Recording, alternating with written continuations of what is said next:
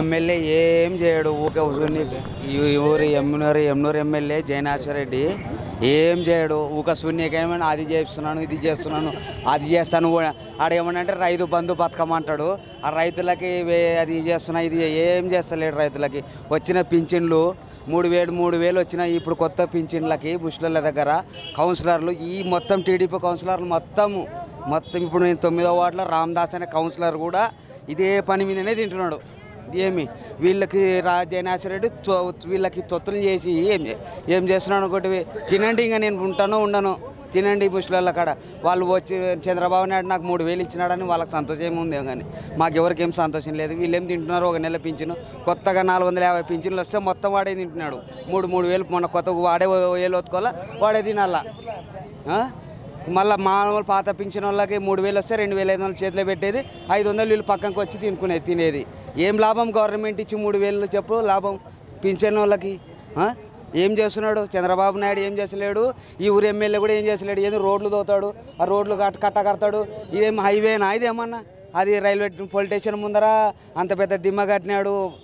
వ్యాపారస్తులకు ఇబ్బంది. ఏం వ్యాపారాలు అప్పుడులాగా జరుగుతలేవు. మరి యువతలు వచ్చినాడు, అవతలు పోతలేడు, అవతలు వచ్చినాడు, యువతలు పోతలేడు. ఆ దిమ్మగ నుంచి ఏమన్నా లాభమా? మనది ఏమన్నా రాజధాని ఏమన్నా? ఎమ్నూరు కర్నూలు టౌన్లో లేదయ్యా అట్లాంటిది. ఈడబెట్టినాడు. ఏం అవసరం రాయితో కట్టేది? ఇంత డబ్బులు ఊక అనవసరంగా వేస్ట్ చేస్తున్నాడు. ఏం చేస్తలేడు జయనాశ్వరరెడ్డి. జయనాశ్వరరెడ్డి ఏం బెల్లం కూడా చేస్తలేడు. మాకు ఆ పరిపాలన గురించి మనం ఏం చెప్పలేము, మీకు తెలుసు. మామూలుగా మన కూడా డబ్బులు ఇస్తామన్న గారు లేడీస్ అందరూ పోతున్నారు, రావట్లేదు. వాళ్ళు కూడా తిరుగుతున్నారు. మీకు కూడా తెలుసు కదండి, రావట్లేదు. 20కి అంటున్నారు, 30కి అంటున్నారు. వాళ్ళది వాయిదాలు వేస్తూనే ఉన్నారు. ఎవరు మంచి చేస్తారంటే వాళ్ళకి వేయడం. మీరు జనసేన కానీ, టీడీపీ కానీ, వైఎస్ఆర్ కానీ, కాంగ్రెస్ కానీ ఎవరు బాగా ఇస్తారంటే మోడీకి అయితే ఎవరేయరు.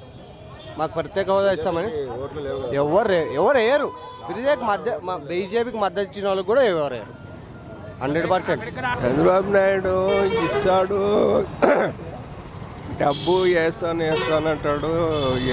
ఇంకా ఇప్పుడుకే వేయలేడు. వాళ్ళకే పింఛనే 3,000 ఇచ్చాడు అంటున్నారు. కొంతమందికి 2,000 ఇచ్చినారంట, కొంతమందికి 1,000 ఇచ్చినారంట. ఏమో అది మరి రాజకీయ నాయకులు చేసిందో మరి ఏమో మనకు తెలియదు. ఆయనే 3,000 అని చెప్పినాడు చంద్రబాబు నాయుడు. పింఛన్ది మరి అన్నీ బాగా చేసిన వాళ్ళకి చేస్తాం. ఆయన రిజల్ట్ ఏం పెద్దగా కనపడే లాస్ట్ మూమెంట్లో వేస్తున్నారు. ఆయన అదేదో ఫస్ట్ చేస్తుంటే బాగుంటుండే. నిరుద్యోగ భృతి 1 year బ్యాక్ చేసినారనమాట. అలా కాకుండా గెలిచిన వెంటనే నిరుద్యోగ భృతి అమలు చేస్తుంటే అందరు సాటిస్ఫాక్షన్ అయ్యేవాళ్ళం. అన్నా క్యాంటీన్ కూడా పెట్టారు. అది ఎప్పుడు పెట్టారు? 4 years తర్వాత పెట్టారు. దానివల్ల ఎవరికి ఫలితం? అది కూడా సండే అన్నా క్యాంటీన్ అనేది బంద్ అంట. సండే ఏం ఆకలి కాదా ప్రజలకు? ఆకలి అయితే అది తెలుసు కదా అన్నకి, చంద్రబాబు నాయుడు గారికి తెలుసు కదా సండే రోజు బంద్ అంట.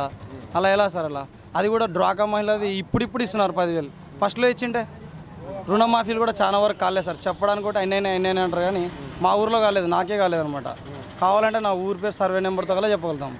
కావు సార్ అట్లా మార్పు అయితే ఏం పెద్దగా కనపడడం లేదు సార్.